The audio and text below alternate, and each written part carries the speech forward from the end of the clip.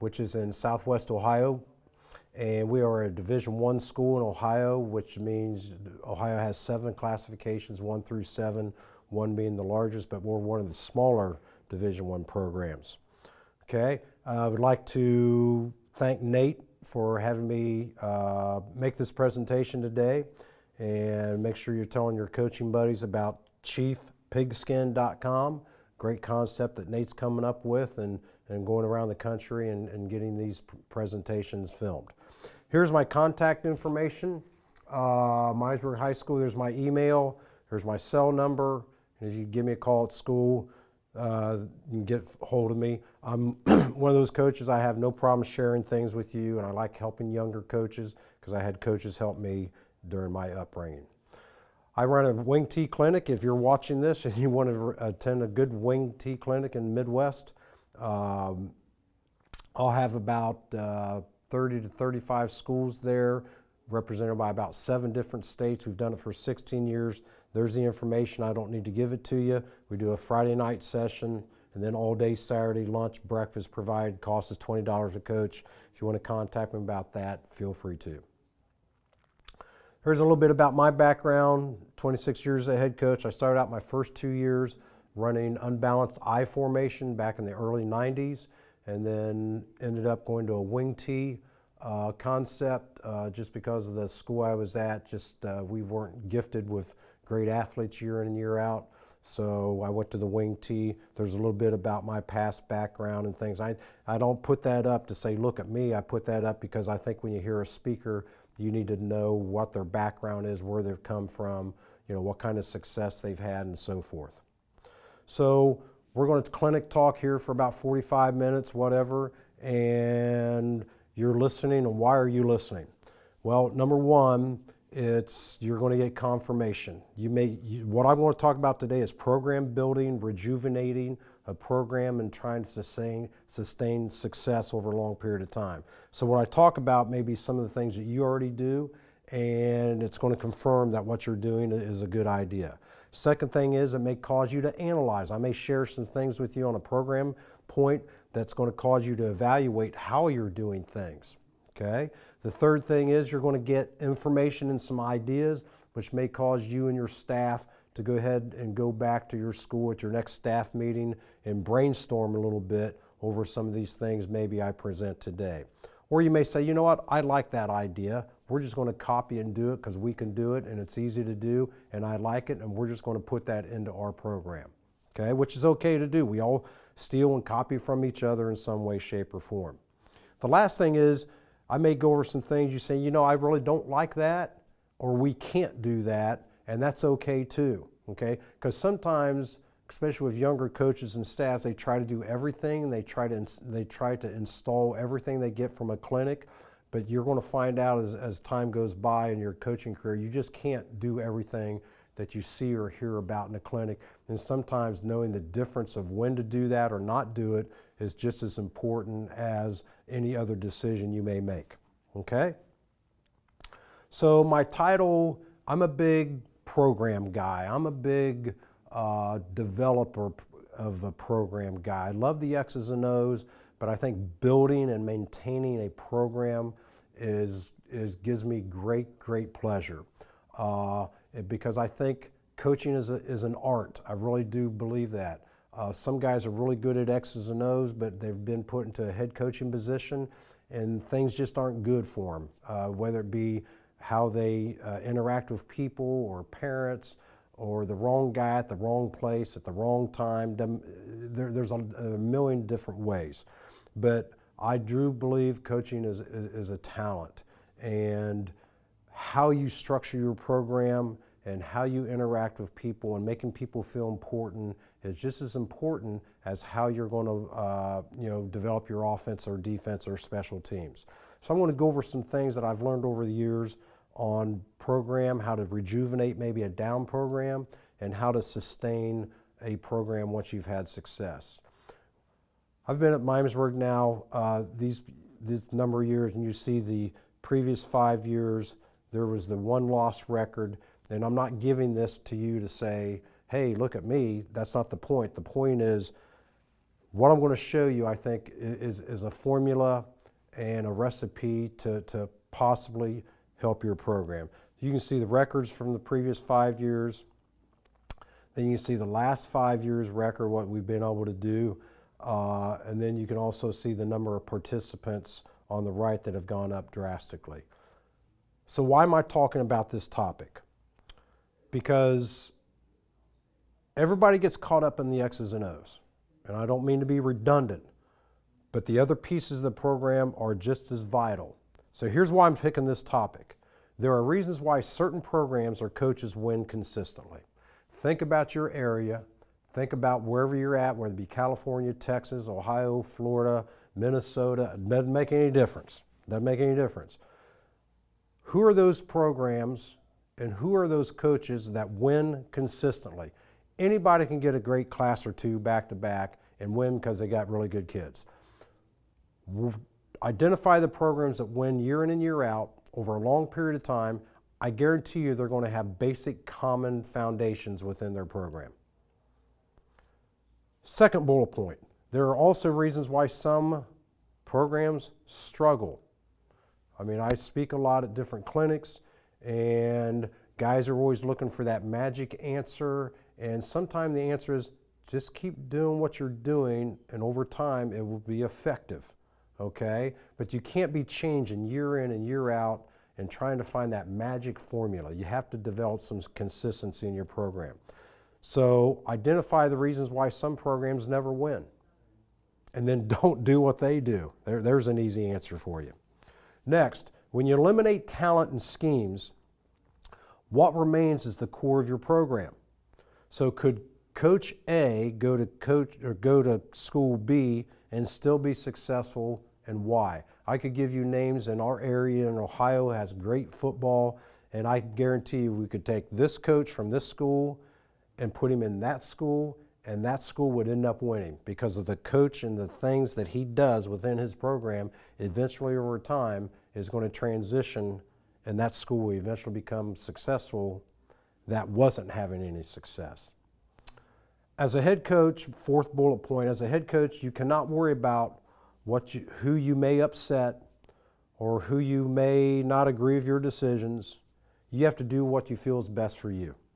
And do not waver or give in. Because once you start giving in, then difficulties are going to follow. Whether you give in to a couple guys on your staff that you know are weak or they're not very loyal, whether you give in to them where you start making decisions because you don't want to upset them, or the assistant superintendent's son is the backup quarterback, and so you're going to make him the starting quarterback because you're afraid for your job. Once you start making those kind of decisions, the end is not very far behind, okay? So believe in what you do, and you can't worry if you're going to upset people. I want to tell you right now, as a head coach for 26 years, and guys in my age group would tell you the same thing, once you start worrying about what everybody's thinking, then you're almost done, because you're going to make decisions, and I tell the guys on my staff this: every decision you make, there's going to be pluses and minuses. You're going to gain something, but you're going to lose something, and that's just the nature of our position.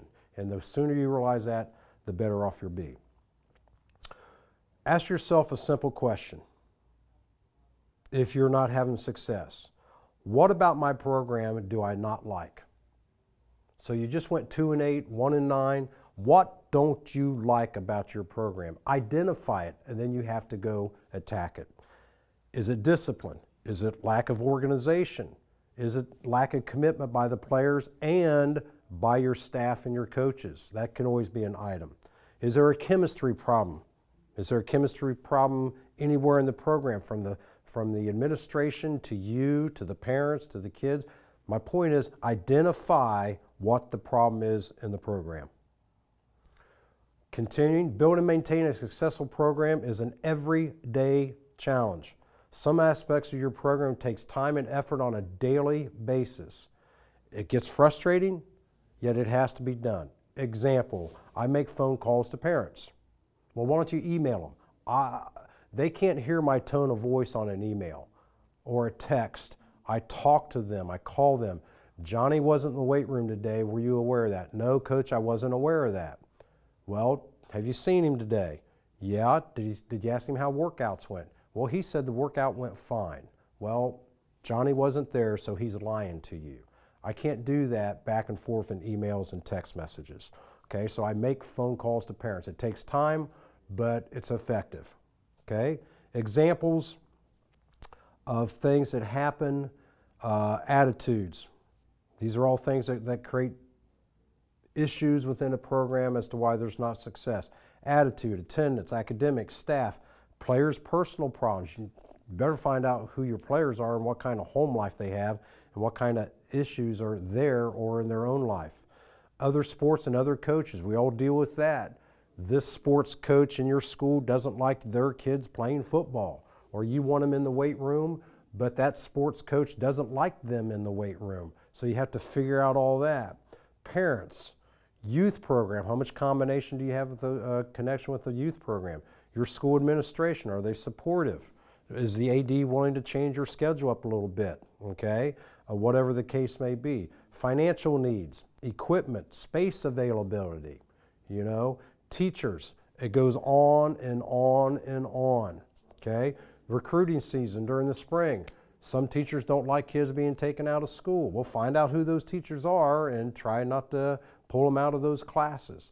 The point I'm trying to make is winning is hard, and there's so many variables that go into winning that you don't even think about on a daily basis, that you need to start trying to identify those things that can impact your program and try to shore them up and make a great game plan to turn your program around. Because like the last one I said, this is a little favorite thing I say a lot, winning is hard, and we'll get into that later. Factors that impact winning, because winning is hard. Here's all those things. I'm not going to read them up and down the list. You can look at them, bring it back up on the video. I mean, anything from injuries all the way down to penalties. Injuries the first one, penalties the last one. What's in between there? Staff chemistry, team chemistry, off-season weight room, play calling, officiating, talent, crowd environment. You go out there on an away game, there's nobody there and there's no energy, there's no enthusiasm, and your players are flat as heck. Well, that affects winning, okay? Whatever it is, you can see all that kind of stuff. Pre-game officiating's meeting. What do you go over with the officials? Hey, they cut guards. We see it in wing tee. I'm a wing tee guy. I notice on film, they teach their kids to cut the guards when they're pulling. So I put a seed in those officials about that's illegal. That shouldn't be happening. Okay, so those are all the kind of things. Like I said, I'm not going to go through each and every one of them. But guys, winning is hard. And if you're having trouble winning, then take this list and start looking at it and say, he's right. Look at all these things that come into the play in our program. Bottom line is this. The biggest obstacle and challenge in any program is to get everyone involved. You got to get everybody involved, regardless of their responsibility, and all have to believe and buy into the formula that you're showing everybody how we're going to win. You can tell people how you're going to win, but you got to explain how you're going to go about that process, okay? And you have to get everybody involved, okay? If you can't do this or you can't create the environment, then you have a real steep uphill battle, okay? Separation and division will always lead to failure. Staff, staff, staff. Separation, offense versus defense. This guy's son's on the team and he's not getting to play as much. Or you moved a guy from this position to that position and you have separation, you have division within the ranks. That is always going to guarantee to lead to failure. Those programs and coaches that succeed will always share some common program foundations. Identify what those program foundations are and emulate them into your program or come up with your own. Does your program have an identity, and what is it? All successful programs have identities. All unsuccessful programs also have an identity. Think about that. Successful programs have an identity. Unsuccessful programs have an identity. If you have an unsuccessful program, what is the identity of your program? Are the kids undisciplined? Are they weak? They don't show up in the weight room? Is it a dysfunctional district? Is there dissension among the players to the coaches, identify why that is happening. And then you have to go about attacking that issue. So let's create a culture now. How are some ways we can go about creating a culture to turn around a program or keep a successful program successful? So how do you create a culture? How do the coaches appear to your players? Kids are really observant.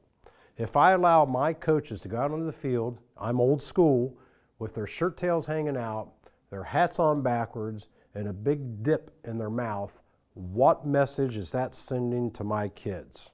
Well, the message I get from it is sloppiness is okay, and we're not going to follow rules because there's a no tobacco policy in the school district. But I'm allowing one of the young assistants to have a big dip in their mouth, and their shirt tails are out, they're messy, and it's just, kids are observant. They see that. Another thing is, are coaches arguing on the field in front of the kids during practice? Kids are observant. The point on this first bullet point, kids are observant and they're smart and they figure it out. What does your physical plant look like? Example, your coach's office. I guarantee you I could walk into your locker room or your coach's office and I can tell what kind of program you run by how clean and how unclean your locker room may be or your coach's office. I walk in, everything's neat, folders, everything's lined up, trash thrown away, there's not McDonald's wrappers laying around or spit cans laying around. I know we're dealing with a good program. I walk into your coach's office and it looks like a tornado just went through there, papers are all over the place, spit cans are all over the place, trash is laying around, coffee stains on the table. I know exactly what kind of program you're running, okay? And the kids see the same thing. That also transfers to the locker room. We have our players clean our locker room. We don't have the janitorial staff come in or anything like that. We're responsible for our locker room, and it's got to meet our standard.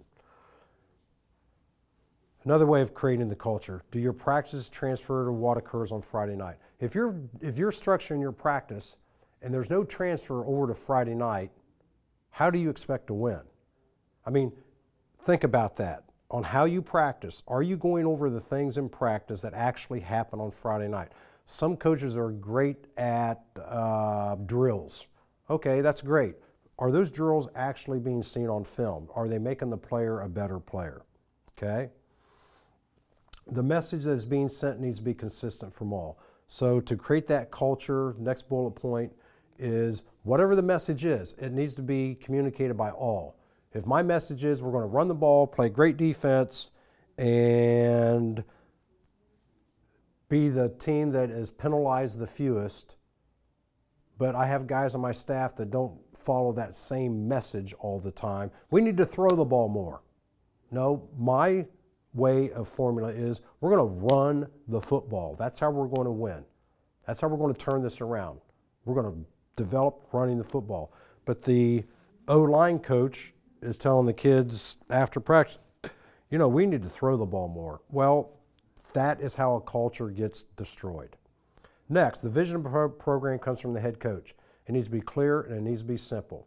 It can't be 5 different things, 2 or 3 very basic, simple things. We're going to play great defense and we're going to run the football. 2 easy things to identify and 2 easy things for your program and coaches and kids to hang their hat on. Oklahoma drill teaches toughness. You can create toughness in your culture that way. Line kids up against each other, put a ball carrier back there, have your whole team watch, and I guarantee you they're going to fight their rear end off to not lose in front of their teammates. Just an example. What is allowed or not allowed makes a statement to everybody, okay? So whatever you allow in your program or you don't allow makes a statement to parents, players, coaches, whoever, okay? Example. You have a player get a 15-yard unsportsmanlike conduct penalty and you leave him in the game. Well, to the parents standing up in the stands or to the players on the sideline, when you don't react to that, that means that behavior to you as the head coach is okay and it's acceptable, okay? Let's move on. Main component to building and maintaining success is do what you know. Most coaches who are successful are going to do what they know. They're not going to do things they're not sure about. Don't outthink yourself or do too much. At times, the basic and simplest truth and understanding is what is needed. Example, my linebacker coach shows film and tackling has been getting worse during the games. We're missing too many tackles. I ask him, are you still doing your tackling circuit every day? No, we quit a couple weeks ago because we had too many other things we had to try to get in. Simple thing, go back to your basics. Go back to what you should be doing, okay? So sometimes something's a strength and you quit working on it and then it becomes a weakness and you say, well, we need to go back and start doing that. My question is, why did you stop doing that in the first place, okay? Also, from a schematic standpoint, I'm a wing T guy, so know what you do better than what your opponent knows. I should know more about the wing T offense than my opponent's defensive coordinator, okay?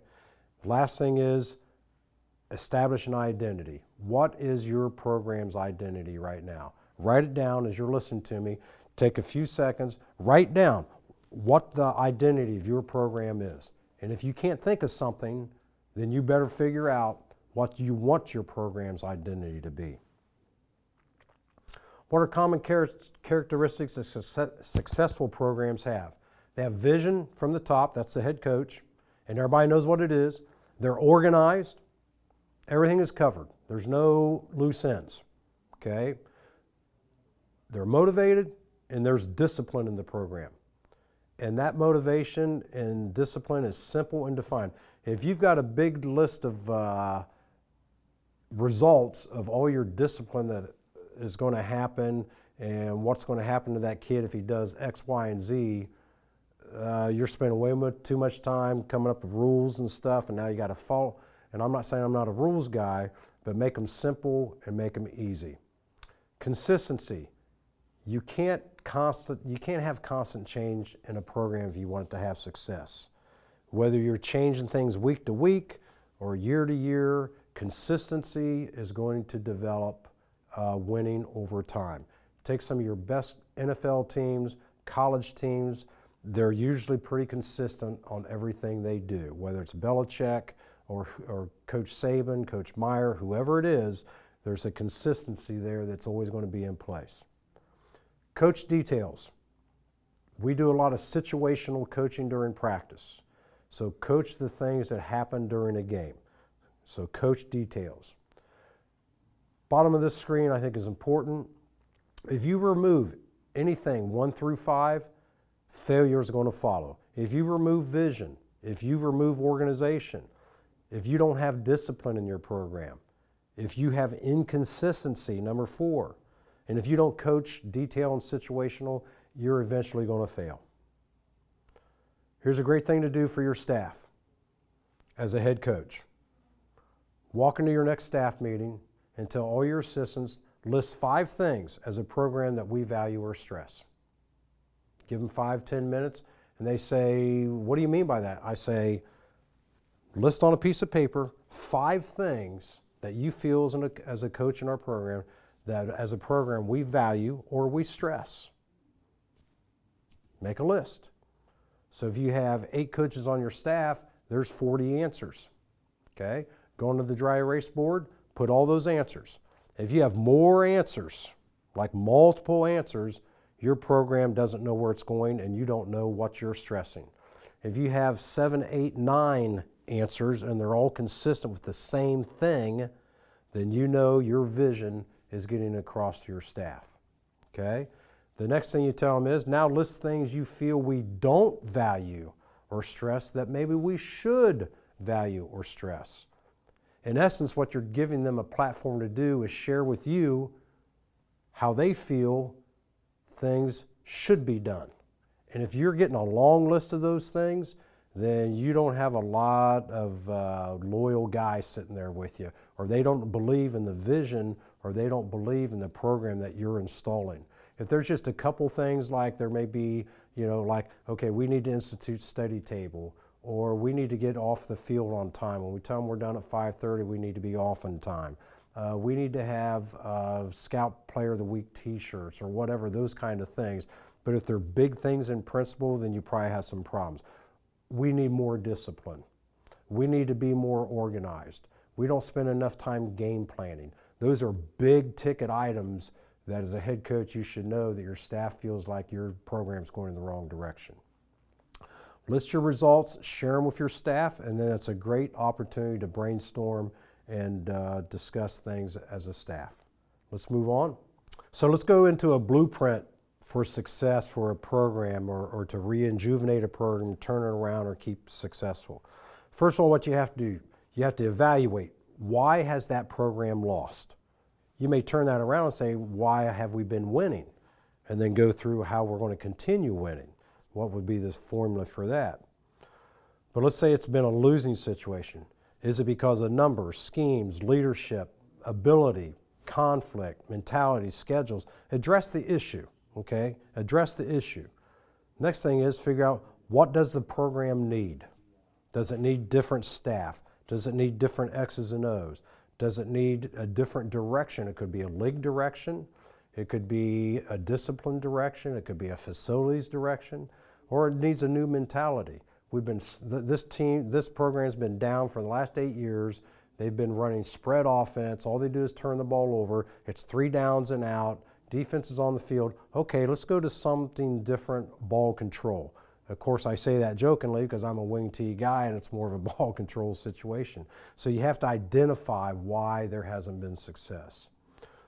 A program to get turned around needs directness and honesty. You can't BS people. You can't BS people.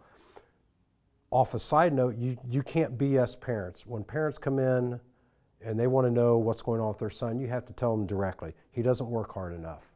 He's not fast enough. He's not strong enough, whatever. Can he improve on those things? Yes, but at this point, these are the issues. Because parents want to know the truth. They don't want to be BS'd, okay? Verbalize how you're going to win. And whatever you tell people is how you're going to win, you better believe in what you're telling them. Well, we're going to be diversified on offense. Well, if you're a spread guy and you're throwing it 80% of the game, you're not diversified. So whatever you believe that you tell them, you better believe it. Example, when I took over Miamisburg, it was a down program. They had won for many years, and I told them 3 basic things as to why we were going to win and how we were going to win, okay? Number 1, I said we're going to have fewer turnovers on offense. The reason we're going to have fewer turnovers on offense is we're going to run the wing T offense. Ball control, chain, moving type of offense, play field position. So we're going to reduce our turnovers. The second thing is we're going to play a 3 deep shell defense. Everything else in front of you, we can do whatever we want with the first and second level. But on the back end, our goal is we're not going to give anything over the top. So we're not going to give up long, over the top plays in the secondary. Okay? The last thing is we're going to play the way we practice. Sometimes people practice a certain way, but then they go into games and they play a different way. So how we practice is how we're going to play. We structure our practices to function like a game. Specific steps, what I went through. Interview and evaluate every coach 7 through 12. I met with every player and every parent, and I made the player verbalize in front of the parents what their goals were and let the parent listen to that. I made workouts harder, not longer in the weight room. I made them harder, not longer. Reduced the time, but made the time more quality, okay? Educate the staff. We have monthly meetings. Most of you probably do that, and that's even in the off season. We have an agenda. We know what the meetings topics are going to be before they come in. Everything is organized. Everything is organized from who's getting the footballs out to practice to it's supposed to rain today, who's got the towels for practice, to who's doing post-practice specials or conditioning or whatever. Everything is scripted out and organized. Specific steps also to get a program turnabout, maybe certain aspects must be different, okay? It may be the color of the walls in the locker room. It could be the X's and O's. It can be anything. Something's got to change. Something's got to be different. Because if you've had unsuccessful program over years and you come in and you do the same things that the previous regimes have been doing, nothing's different. Something's got to change and be different. I make a list of all coaching responsibilities. So Coach X knows these 8 things he's responsible for through the season. It could be huddle accounts. It could be posts. It could be the locker room cleanup. It could be the coach's office trash can getting emptied. It doesn't make any difference. Everybody has their responsibilities. And I try to coach the players on the last bullet point that winning is hard, and you have to educate them on all the aspects that go into winning and losing. For example, team meal. What about if you're having team meals too early, too late? You're having things that upset the kid's stomach. I mean, whether it's that, whether it's the weather, whether it's anything, you name it, okay? So the concept that winning is hard, and you educate them on all those aspects that come into play. On our field, the assistant coaches do not discipline the players. I discipline. I tell them, assistant coaches, if you are struggling with a young man through effort, discipline, talking back, whatever, you send it to me during practice. I will take care of it. You keep coaching. I've said that to a lot of clinics, and a lot of guys like that idea. So I see the defensive line coach over here, and he's making his kids do up, down. I see the running backs coach over here, and he's making them run around the field. And so I see different things. So what I do is I eliminate that. I take care of all discipline on the field, okay? So as a position coach, you don't have to worry about that piece of it. You just coach, okay? We have very few rules. We have what's called a barrier solution. That's they stay after school and do like a P90X type thing. And that's for as you're late, if you brought a cell phone to films, you throw your helmet on the field at practice or in a game, whatever the case may be, okay? Game day schedule we create, I'll show that to you later. We've practiced situational football, game day management. Halftime organization is huge. Game management is like this. So my first game at that school at Miamisburg, we're up 21-0, have the game completely in control. And my coaches, the first game they've coached with me, we're wing T, and they think I should open it up and take advantage of them, you know, stacking the line of scrimmage on our wing T running. And I told them, no, we're going to learn how to win tonight. We're not going to create an opportunity for our opponent to get back in the game by throwing an interception, having the quarterback drop back to pass, get hit, balls on the ground, they scoop and score, and now it's 21-7. I said, if we do nothing but go 3 downs and we're playing great defense, they're not going to score on us, then we're going to win the football game. Well, we end up winning 21-0, and we didn't score in the second half, they didn't score, and we win, okay? So sometimes that's also important on how you manage the game. Well, going back on that, I think on the bottom is really important. Sometimes guys don't win, and they wonder why. Well, you know what, in my mind, losing takes preparation also, okay? And it's usually the lack of preparation. I know some of you are out there laughing right now, but think about it. Winning is hard, and it takes a lot of preparation. Well, sometimes your program's not winning very much. Well, that's the preparation maybe you and your staff are putting into it. Program development, here's some ideas, things we do that you can do easily. Monthly off-season coaches meetings, and that's included grades 7 through 12, all junior high coaches included. List of responsibilities for each assistant. Everybody has a role, everybody has a function, everybody has a vested interest. When we do a camp, we include all grade levels, okay? 7 through 12. We don't run a camp just for the varsity. It's everybody included.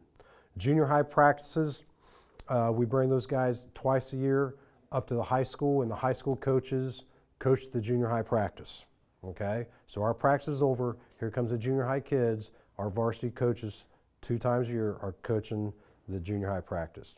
We bring the 8th graders to the weight room because the junior high is a different building. We bring the 8th graders to the weight room in the spring and start teaching them the weight room concepts, lifts, principles, etc. 9th grade, we have the 9th grade practice with the varsity. Okay, they warm up with us, they go through individual. I coach the quarterbacks, so I have the freshman quarterbacks with me during individual. Okay, and they're with us all the way through group time. I give a poster to every kid in the school district, K through 12. I put different things on posters, different beliefs and so forth. When we have our youth clinics and so forth, camps, every kid leaves with 3 or 4 posters. So every kid playing football in our community grades K through 12 have those posters, whether it's a senior or the kindergarten young man. Everything in our system is the same terminology as far as X's and O's. We're wing T, defensively everything's the same. Okay, so our youth program uses the same terminology because I work hand in hand with the youth program all the way through the system. I can ask the third grade quarterback to give me an example of a play, and it'd be the same words that the high school kid uses. I have individual junior high meetings with the head coach to make sure we're on the same page. They're doing the same things that we want instilled at the junior high. The junior high does the same individual drills as the high school program. So the high school coaches put their drills on huddle, and then the junior high kids and the junior high coaches can watch those. Instructional video on huddle like most of us do. Our junior high coaches have Friday night responsibilities. I want them involved. I want them to have a responsibility on a Friday night. Again, making everybody feel important. I'll have some junior high fun nights. I'll open up the gym at the junior high, invite all the kids in, boys interested in football. Maybe they hadn't been playing. They come to the junior high fun night, and we play, dodgeball or whatever, and then we sit around and, try to talk to them about football and so forth. I give our yearly calendar out to the parents in January. They can plan their summer vacation and everything. They really appreciate that. Guys, all these things are little things that are outside of the X's and O's that if you aren't doing in your program, you could install some of them, and I think you'd see a lot of positives. A couple little things that we're getting ready to close down here. I give out pocket coins that you get from Successories, the catalog. It can say winning with teamwork. It could be whatever it takes, and I give those to them for certain behaviors. You can come up with those on your own. Number two, we all wear the same shirts on Friday, either at school and then underneath our shoulder pads. Again, program unity. I don't want a bunch of individuals. One guy's got a AC/DC t-shirt on, another guy's got a Denver Broncos t-shirt, another guy's got a paint tie shirt on during pregame. No, we're all going to have the same shirt. Our players clean the locker room. Number four, we end every practice with buck sweep. I'm a wing T guy. When I yell last play, they know exactly what the play is. They just go to the line of scrimmage and run it. Because if we do that in a game, and they know when it's really tough time, they know what we're going to run and we're going to execute it well. College recruiting, I do everything on college recruiting, which is big because of parents. Those parents need to know that you're working for their kids. Other little things you can do, we do football for families during the Christmas time, where we have people bring in things that we can take to underprivileged families in our community over Christmas. I go to almost all junior high games. I go to all of the JV games. You just have to make time, so I have our staff go to the JV games. When you send 2 coaches to your JV game, but you have an 8-man, 10-man staff, and only 2 are there, that's 50% of your kids playing a game, and only 20% of your staff's coaching them. That makes an impact and a message to your parents and to the players. When I go to the junior high games and I go to the JV games, they know that's important to me, and they know that is important to them, that I'm there also. Have an open door policy in the coach's office. Number 9, I'll come back and tell you a quick story there. Number 10, we have to have our clothing on in the weight room. If you come in and you don't have a Miamisburg shirt on, then you're not going to lift that day, okay? So you have a Cleveland Cavaliers t-shirt on, sorry, you're going home, you're not working out with us today. Okay, number 9, quick story. My first year, after our first workout in the weight room, a couple of the coaches go in the coach's office, the locker room's right outside here, and one of them shuts the door. And I said, why are you shutting the door? He goes, well, we don't want the kids in there. We don't want the kids coming in here. I walked over, opened the door, and said, I want the kids to come in here and see us. After a minute or two, 2 or 3 kids trickled in. Open door policy, open your door, let the players come in, talk with you, sit around. The next 2 or 3 workouts, there's 8, 10, 12 kids in there in the coach's office sitting around talking to the coaches, and it was a great thing. It was one of the pivotal little small things that help us turn things around. We take action pictures, put them up in the locker room, and change those out each week or so. You have to be punctual on everything you do with your players and coaches. Recess on Thursday, I give them 15 minutes out on the field. Bag of balls are out there, they go play. They just go play. I call it recess, just like in grade school. We do a blue plate at the end of Friday workouts during the off season. All the blue plate is a 45-pound plate. You're my partner. I go for a minute, I hand you the plate, you go for a minute. And it's very exhausting, high intense. It could be you're bench pressing it, and then the next one you're doing a push press, the next one you're doing squats or lunges. So you just develop 10 to 12 lifts, and they do it nonstop. It's high intense, it's with music, and the kids really like it. Each assistant assigned an opponent to track throughout the year. So Johnny, your responsibility is school X, and you have to bring me a folder the week we play them of all the information you've gathered throughout the year about that program. Who's injured, what's the game results, what their freshmen do last year, what was their JV record last year, how many returning starters they have, whatever. And I tell them, bring all that information. I take high school players, number 16, take them to the junior high and mentor kids down there. The administration likes that. Example of coaching the little things. You guys can come up with your own list. I'm just going to run through these. Do you go over how to take a safety? Have you coached the punter on what to do on a bad snap when he's down on the goal line? The ball carrier running out of bounds when you're trying to run out the clock. The cleanliness of your locker room, that's a little thing. What are the assistant coaches doing out on the field? Are they out there passing footballs when the team's warming up? That bugs the crap out of me. Coaches should be engaged with their players. Don't let the assistants out punting and catching footballs and throwing them when you're warming up. Warm-up time is to engage with your kids. Calling the parent to report an absence. I talked about that earlier. Other individual meetings with players and parents.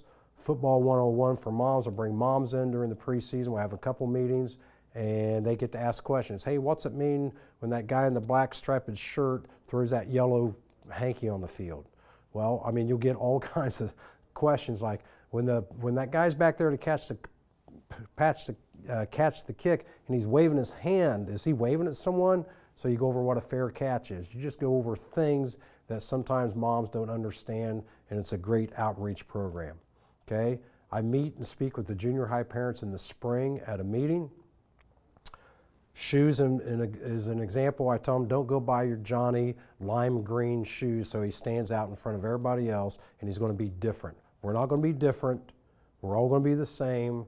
And this program is not about showing your individuality of your little Johnny. We have a spirit shop we opened up where people come in and buy that. There's our Friday school schedule. We keep them there. We feed them the meals there. Most people do that. It's very scripted. There's our weekly schedule, what we do Monday through Sunday. Some of this may be very similar to what you do. You can come back and access this later as I'm running out of time. There's our two-a-day schedule. The thing I like about our two-a-days is we keep them there. We don't break for a meal. We take a short break, 20, 25 minutes, and we're into the next practice, and we're done. Okay, you can see we started. Players arrive at 7 and they're out of there by 12:30. They have the rest of the day off. They have the job. They go swimming, go fishing, whatever, and then they come back the next day rejuvenated. The last thing you want is to have a two-day schedule where kids dread getting up in the morning and coming to your practice because you've got them there for 8 to 10 hours. Well, that finishes for me on how to rejuvenate, sustain, maybe build a high school program. I know there's a lot of other ideas out there and things that people do that are great. These are just some things that I've put together over the years. If you have any questions on these, feel free to contact me. And again, I want to give a plug to chiefpigskin.com and Nate and all the great things he's doing there, and hope that you gain something out of this presentation, and thank you for joining us.